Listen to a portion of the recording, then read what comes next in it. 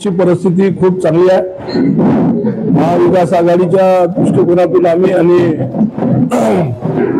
तुतारी आणि मशाल आम्ही दोघ जण मिळून आम्ही इथं लढवतो आणि अतिशय चांगला प्रतिसाद आहे जनतेचा।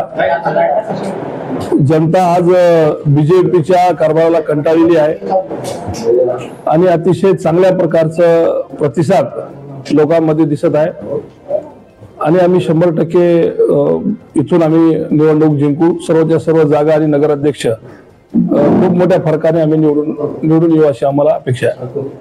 तुमच्याकडून नागरिकांना काय आव्हान आहे? नागरिकांना आव्हान आता करण्याची म्हणजे हे राहिली नाही, कारण सगळे जनता आता जागी झालेली आहे, हुशार झालेली आहे।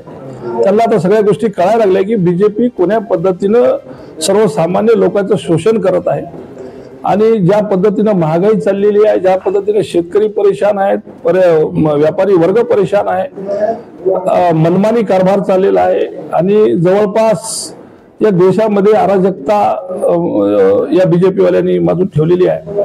त्यामुळे जनता खूप हुशार आहे आणि मी आपल्या माध्यमातून तरी आवाहन करू इच्छितो की यांना जागा दाखवण्याची जी वेळ आहे ती आता परफेक्ट वेळ आहे। आम्ही खूप चांगले सगळे उमेदवार, गोरगरिबाचे उमेदवार, ज्यांच्या सोबत समाज आहे असेच उमेदवार आम्ही उभे केलेले आहेत आणि आपल्या चॅनलच्या माध्यमातून मी सगळ्याला विनंती करतो की मशाल आणि तुतारी या चिन्हाला आपण जास्तीत जास्त मोठ्या प्रमाणामध्ये बटन दाबून निवडून द्यावे असे आपल्या मार्फत आवाहन करतो।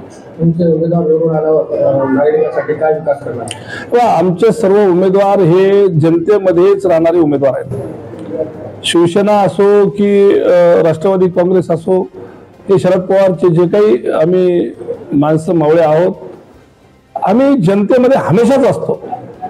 त्यामुळे जनतेला माहिती आहे की जनतेमध्ये राहणारा कोण आहे आणि बंगल्यात बसून कारभार करणारा कोण आहे किंवा फुटावून शेळ्या राखणारा कोण आहे हे सगळ्याला माहिती आहे।